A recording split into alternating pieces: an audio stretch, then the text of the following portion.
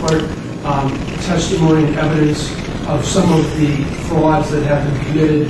And at the end of that, what are you seeking to enjoin? Yes, sir.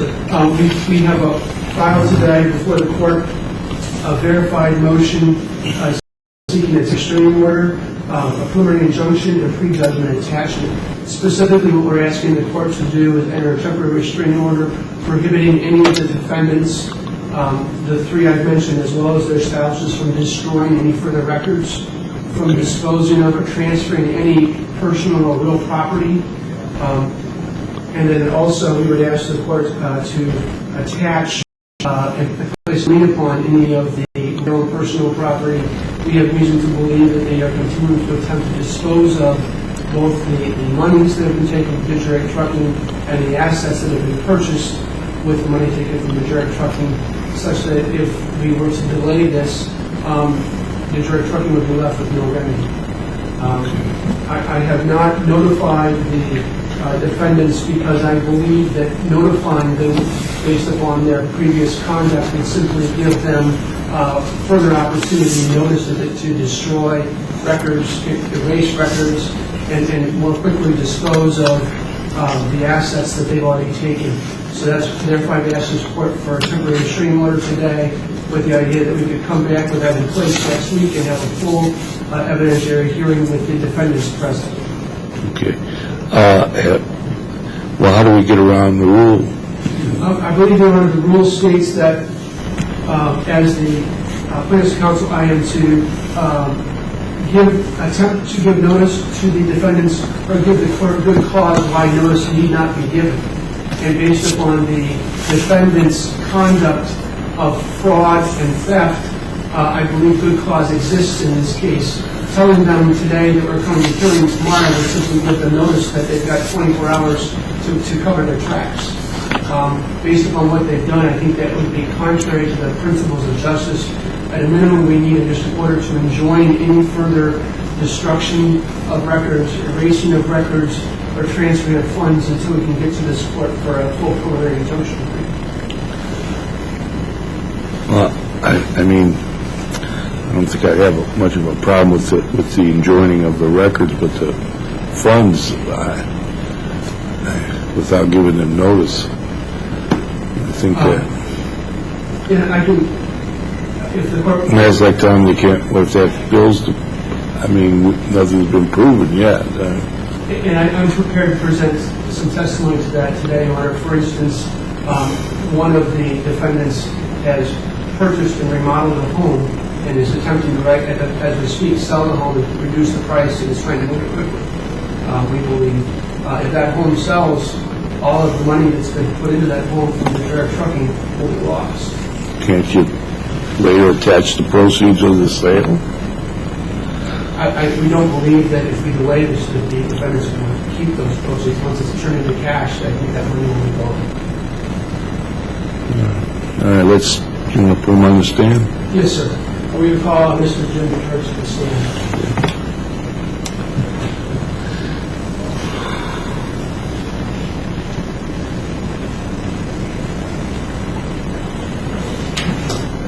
I'm going to raise your right hand. You solemnly swear affirm tell the whole truth, nothing but the truth, to the best of your knowledge? I do. All right. You can be seated. Sir, for the record, could you please tell the court your name? My name is Jim George. Mr. George, where do you work? I work at George Trucking. And do you own the business? Yes, I do. When did you start the business? Started business in 1980. What does the business do? That's a regional trucking company, general command. So you transport freight? We transport freight within the regional 6 different. Now, when you started the business in 1980, what were you doing? I was a truck driver in one truck and that's stuff. And do you continue to drive today? Still today, sometimes. And how many trucks does Direct Trucking have today? 50 trucks. Does the Direct Trucking have an accounting department? Yes, it does. And does the accounting department pay all of Direct's bills with the Direct's money? Yes. Does it also bill all of the Direct's customers and receive funds for the services that the Direct is providing? Yes, it does. And during the time frame we're discussing here today, how many employees did you have in your accounting department? 3 people. And who were those 3 people? That was Jolene Barber, Lucy Owens, and Carol Anderson. And let's talk about them individually. Jolene Burma, did she work for Detroit Trucking between 2005 and 2012? Yes. And when she was working in the accounting department, did she have access to your corporate records, financial records, bank accounts, and credit cards? Yes. And to your knowledge, is Jolene Burma married to Craig Detson? Yes. I want to talk now about Carol Anderson. Did Carol Anderson work for Detroit Trucking from 2006 to November of 2014? Yes. Now, in November of 2014, did you hire an operations manager? Yes. And what did Mrs. Anderson do in response? She came next day and quit. And before she quit in November of 2014, did she work in accounts receivable? Yes. And did she have access to all of Detroit's corporate records, financial records, bank accounts, and credit cards? Yes. Did she bill Detroit's customers for the service of Detroit? Yes. And did she receive the monies on behalf of Detroit from those customers? On a daily basis, yes. And then would she also reconcile the financial records? On a daily basis, yes. And to the best of your knowledge, is she married to Kirk Stroh? Yes. I want to turn now to Lucy Owens. Did Lucy Owens work for Detroit Trucking from 2006 until March of 2015? Yes. To your knowledge, is she married to Anthony Strait? Yes. Did Owens work in accounts payable? Yes. And did she have access to Detroit Trucking's corporate records, financial records, bank accounts, and credit cards? Yes. As part of her job responsibilities, did she pay Detroit's bills? Yes. And are those the bills that would then be reconciled by Carol Anderson? Yes.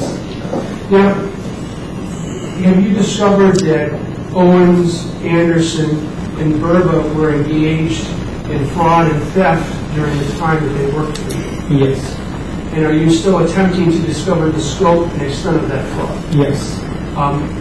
The financial records and corporate records that Detroit Trucking maintains, have they destroyed many of those records? Yes, they did. And have they erased many of those records? Yes, they did.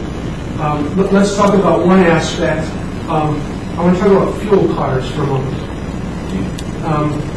Do you have a fuel card? Yes, I do. Could you show the card what it looks like?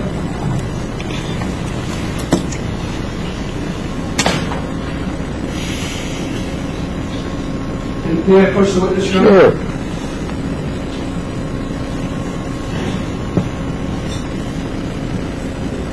Is this a black and white photocopy of the fuel card? Yes. Your Honor, I'd like to mark this as Plaintiff's Exhibit 1. Sure. And offer it.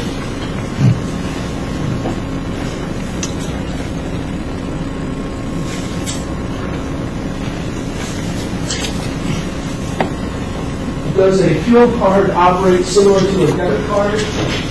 Yes. And does each of Detroit's drivers have a fuel card? Yes, they do. And who is responsible for putting money on those fuel cards? There will be Lucy Owens, and if she's absent, then it will be Carol Anderson. In the past, Jolene will be also the one. So if a Detroit driver is out in the field and needs to fill up his truck, can he call the accounting department, ask Anderson, Owens, or Burba to put money on the card, and it will then allow him to go into the gas station and buy diesel for his tractor? Yes, there will be definitely that, and each transaction that we have to do it each time on the computer, log it on, and put the money on.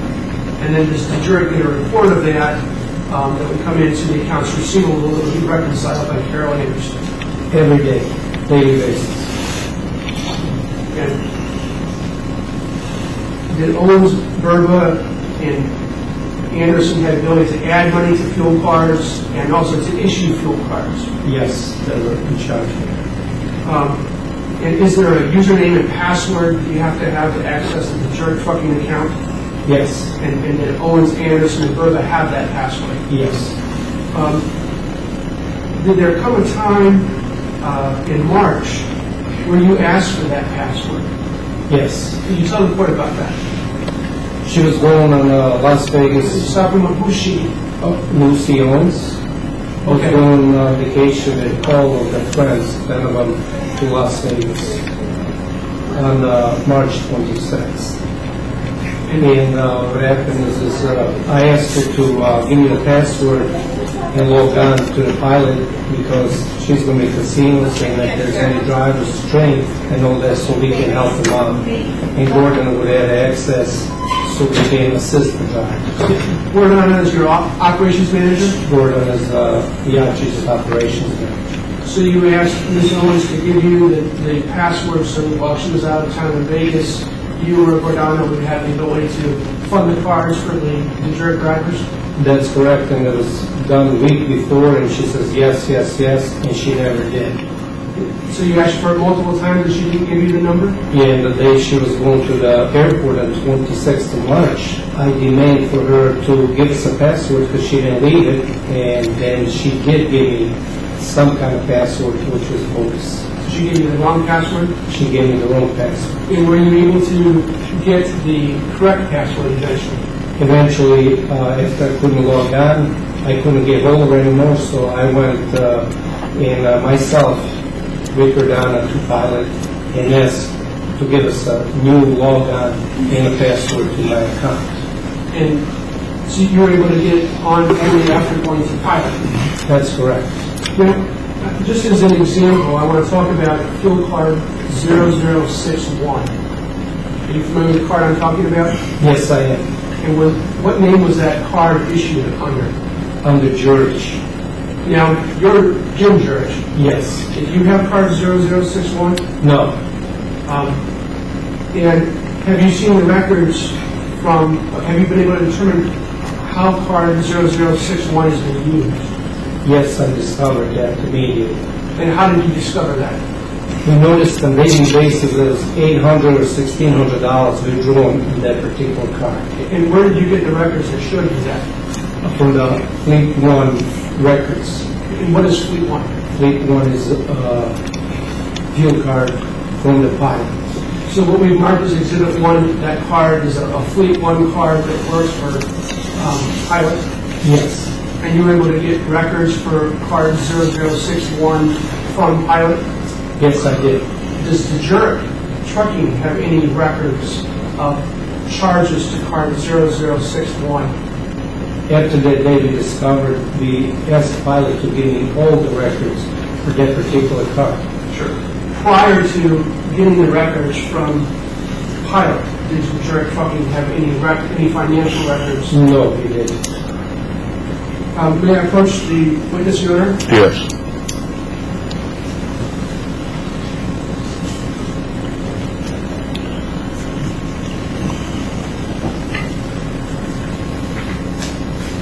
I'm going to show you what's been marked as Exhibit 2.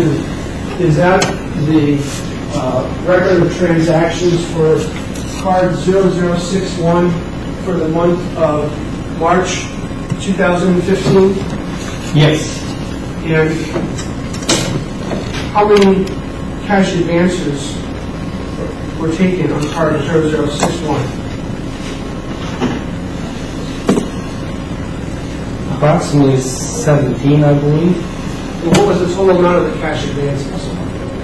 There was $13,600. And I'm going to give you a copy of Exhibit 2, and we'll give the originals to the court.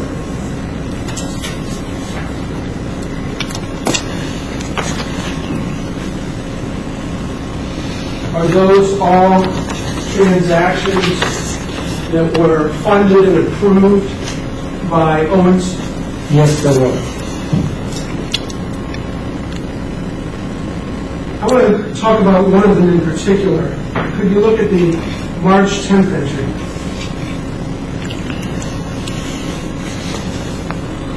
You see that entry? Do you mind if I get in the class? Oh, sure.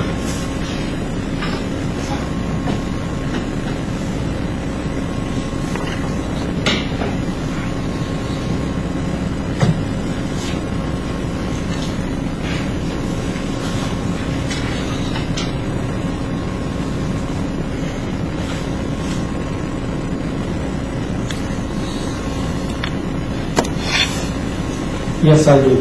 Was there an $800 cash advance done on March 10th? Yes. And were all these cash advances done at the same pilot station or lake station? Yes, they were. And have you ever done a cash advance at a pilot station in Lake Station, Indiana? No. So, focusing on this transaction, can you explain to the court what would have to happen for that $800 cash advance to take place on March 10th, 2015? When I noticed this, it was just totally stunning because Lucy would have to give that person the card, the password, and give him the code, a special 4-digit code to be able to, and put the money in that card for that particular day, electronically. Ms. Owens would have to physically give the direct trucking card 061 to somebody else Yes, and give them a 4-digit PIN number, yes, and then she would go into the accounting system and put money on that card, that's correct. and then that individual would drive to the pilot station in Lake Station, Indiana, Yes, and present the card and take $800 of cash out, and sign for it. and they have to sign for it, Yes, and they have to sign the name jerk. whatever, I don't know what thing it is sign. Well, for the 061 card issued under the name jerk, when you have to sign the name jerk to get the cash, They should be signing the name. did you ever authorize anyone to sign the name jerk to take an $800 cash advance No, on March 10th or any other day? no, never. Have you gone to the pilot in Lake Station subsequent?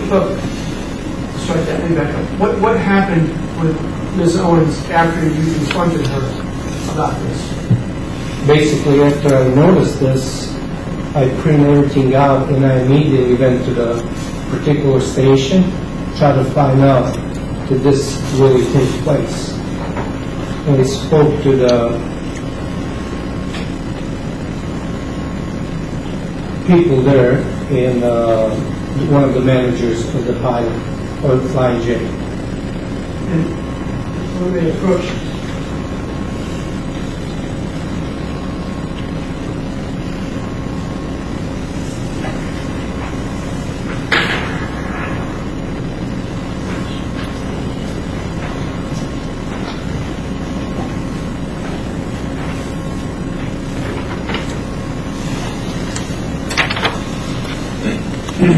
I'm showing you what's been marked as Exhibit 3. Have you had the opportunity to see photograph from the surveillance video at Flying J Pilot from March 10th, 2015? Yes, And were you able to take, with your phone, a picture of the picture? yes, And is that this picture that we've marked as Exhibit 3? yes, Do you recognize the individual in that photo? yes. That was Carol's husband, Stroke. May I approach the witness again, Your Honor? Yes. Yes.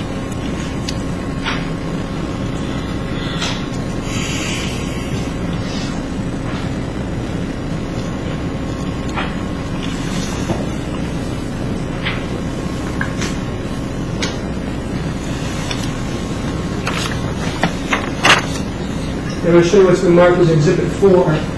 Could you tell me who we have there in Exhibit 4?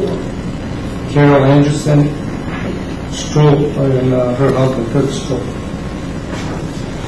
And going back to Exhibit 3, is that individual depicted in that photograph, Mr. Stroh, getting cash advance on the jerk trucking fuel card 0061? Yes, Did you ever authorize Owens, Anderson, Burba, or their husbands to do that? no, I did not. And again, are there any records of that transaction in the Jurik's financial corporate records prior to you terminating Ms. Owens in April of this year? Prior to my discovery, no.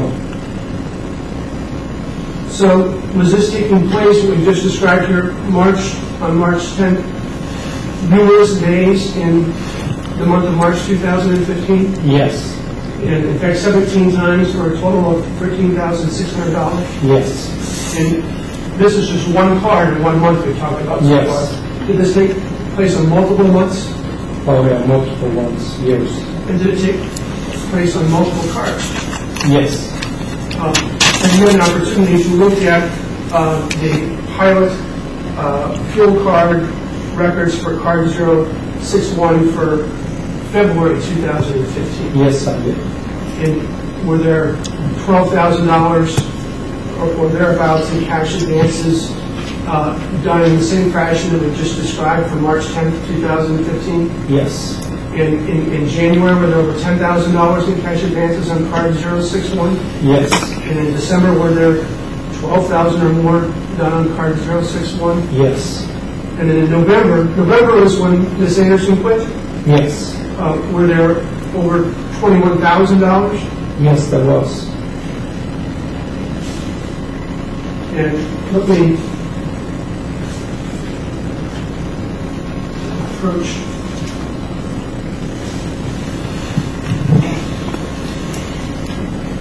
That was stunning after I looked all the records.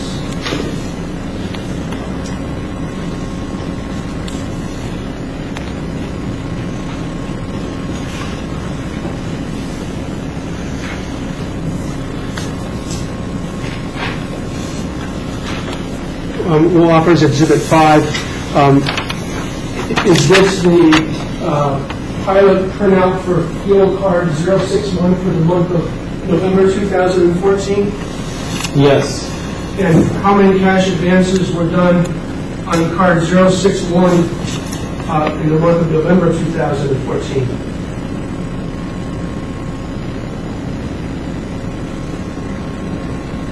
$27 days. Every day from November 1st to 28th? Yes. And what was the total?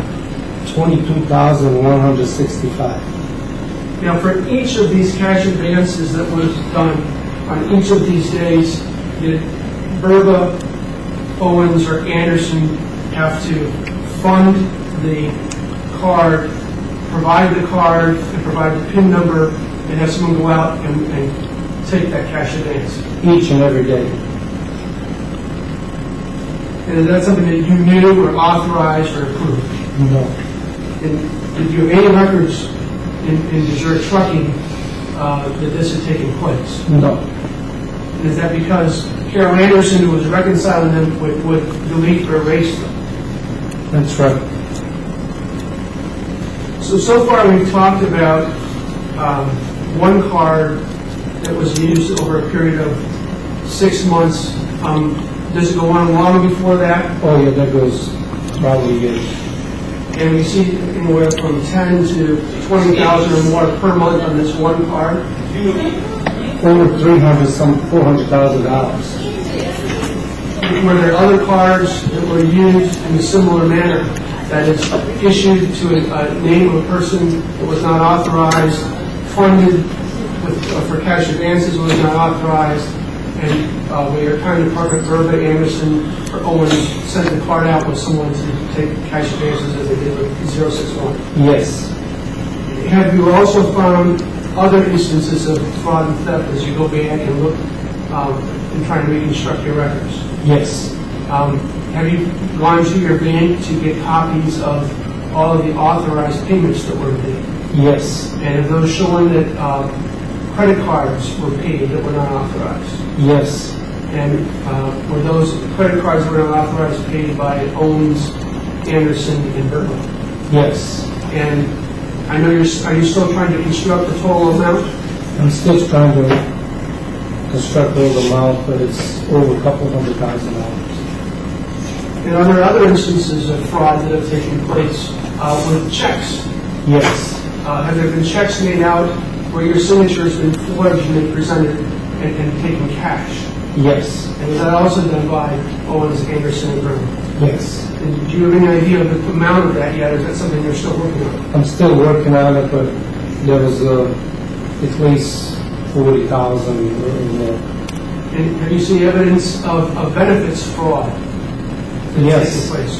Did the accounting department have the ability and access to adjust benefits and payments for benefits for the trucking employees?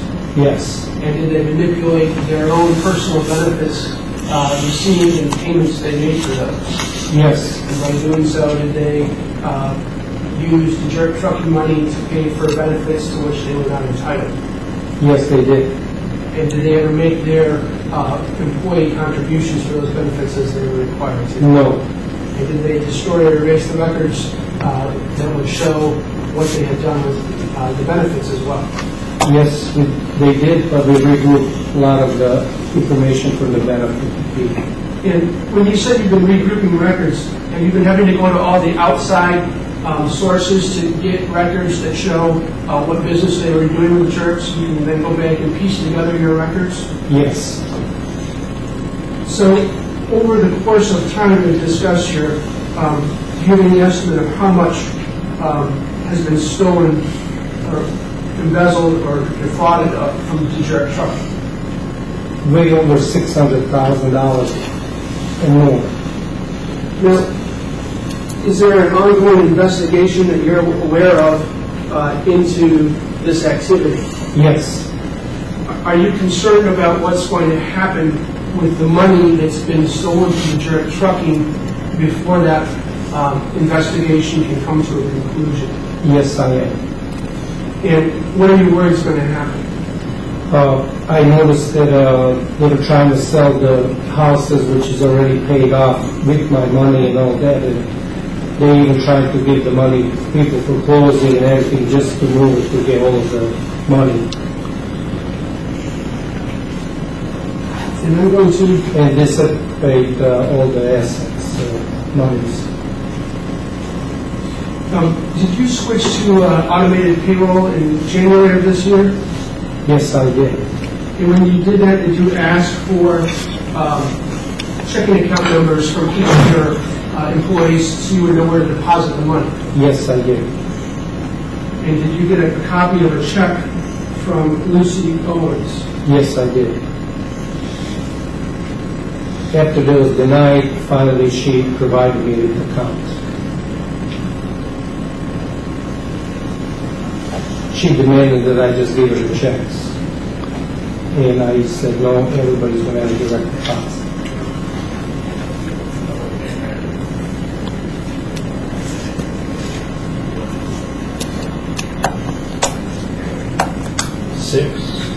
I'm going to show you what's been marked as Exhibit 6.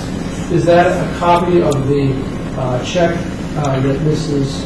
Owens provided to you with the bank numbers blacked out? Yes. And what was her address? 127 California Street, In Fort Indiana? Hobart, Indiana. And she acknowledged that 127 and 129 South California Street share a lot? Yes. Have you seen the listing for 129 California Street? Yes, I did.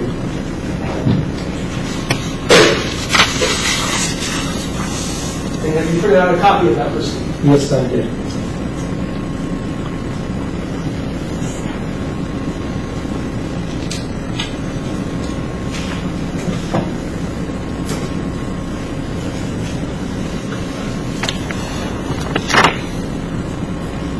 And I'll show you what we've marked as Exhibit 7. Is that the listing? Yes. And could you turn first to the last page? Is that 127 California Street? Yes. And if you look at then the first page is the home that we see in the back between the garage and the first house, 127 California Street. Yes. And you see that this house has been remodeled? Yes. The newly remodeled kitchen, Yes. new cabinetry, Yes. countertops, Yes. sinks, faucets. Do you believe that was all done with the jerk trucking money? Yes, definitely. And has Owens been, is this Miss Owens' home? Yes. And do you believe she used the jerk money to remodel and pay for this home? Definitely. And since she's been terminated from the jury, she's been trying to sell it. Yes. That she's been lowering the price to sell it quicker. Yes. Now, sir, how has this activity that Berba, Owens, and Anderson have been undertaking, how has that affected your business? Twice, almost bankrupt. I had to borrow money from the banks, $1.2 million one time to infuse to stay in business, which I had to repay People's Bank in 2010. With the citizen, $450,000. I had to borrow all my personal assets, home, and everything I own to infuse to stay in business. So I'm bankrupt. So you've had to pledge everything you own to keep the business going? Yes. Do you still owe that money? I still owe money. And we filed this lawsuit, is it in part to attempt to get back some of the monies and assets that have been stolen from the direct trucking? Yes. And today, are you asking this court to enjoin the 6 defendants, Owens, Berba, Anderson, and their husbands, from disposing of any personal or real property? Yes, I am pleading, for the help me to regroup some of the money so I can pay this bank, so I can employ 65 people, so I can still keep staying in business and employ these people. If the court doesn't enter a temporary restraining order today, do you believe that these defendants are going to dispose of and dissipate of the money and assets that they've acquired with money taken from Detroit Trucking? Yes, I do. And if we waited for a month or even a week, do you think that you're going to be in significant jeopardy of losing the ability to get that money back? Yes, absolutely. And what effect would that have on your business? There would be tremendous effect on our business if I'm going to stay in business. And are you also asking the court to enjoin them from destroying any further records? Yes, please. And has it taken a tremendous amount of time and effort on your part to go to these third parties, to go to the pilot station and lake station and get surveillance, to go to the bank and get copies of checks, to go to the credit card companies? Yes, go to Blue Cross Blue Shield and all outside people try to get some records put together so we can reconcile. I think that's all the question I have for the witnesses. Thank you, sir. You may step down.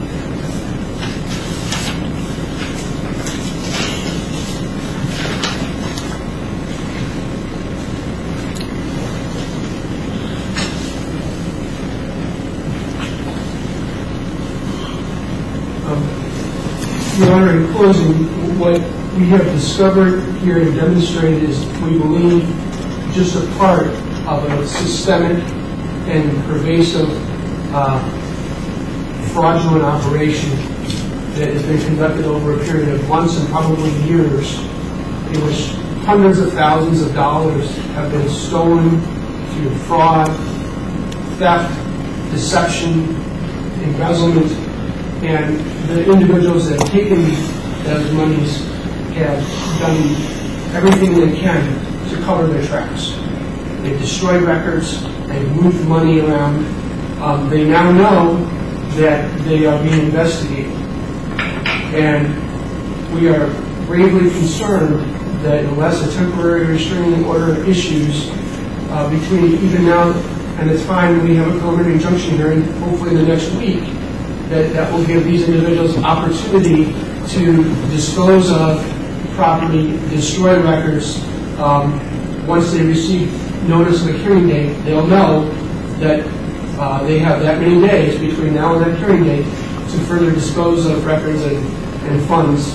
So we're asking the court to enter a temporary restraining order today and joining them from doing that. Regarding the attachments, at this point we simply ask the court to put a lien on these properties so that they can't be disposed of between now and the time of the preliminary injunction hearing, and then to set this matter for a preliminary injunction hearing at the court's earliest availability. So you're not asking that I enjoin them from selling the property, you just want an equitable lien on the property? We would ask... a pre-judgment lien? Yeah, a judge showing a lien would have to be satisfied in the event the property is sold. We just don't want it to be sold and then have its funds dissipated between now and the time we were able to get back to this court for a preliminary injunction. Okay. All right. So, of course, I don't have any problem in joining any of the disposing of any records or anything like that. I don't know, how would you fashion a prejudgment lien on this property in the order? Under Trial Rule 64, I believe this court has the right to attach properties. Okay. The court also has the authority to ask the sheriff to go out and seize the property. I'm not asking the court at this moment to go and seize the property, but simply to attach it so that a lien is present so that nothing can be disposed of between now and the time we get back in here. All right. Well, and if they do dispose of it, the proceeds are attached. Is that what you're... Well, my belief would be already if attachment is entered, that lien would be of record. If anyone purchasing any of the real or personal property of those 6 individuals would be a notice of the lien, and would need to satisfy the lien as a part of the transaction. In other words, if someone were to come on Monday and purchase Ms. Owen's home and doing a title work, that lien would show up and would need to be addressed before someone would take the property and then simply give the money to Ms. Owens to go out and disperse it. Yeah, I understand. The only problem I have is doing this without any notice to these people. And I recognize, Your Honor, that we're asking for an extraordinary remedy, but I believe the evidence has demonstrated extraordinary fraudulent conduct on the part of these individuals, and giving them notice of a hearing even next week tells them that they have 5 days, 6 days to go and get rid of everything they can, based upon the callous and illegal conduct that these individuals have engaged in, and in this extraordinary circumstance. I could give you a hearing date Monday, if you want to.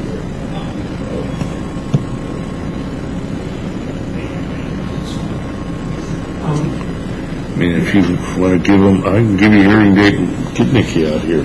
Alex?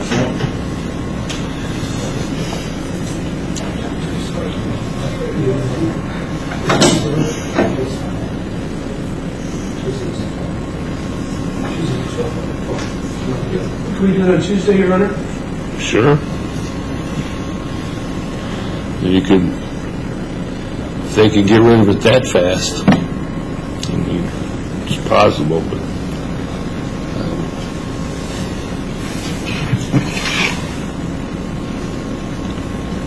Nikki, do I have the 12th open? We'll make it open.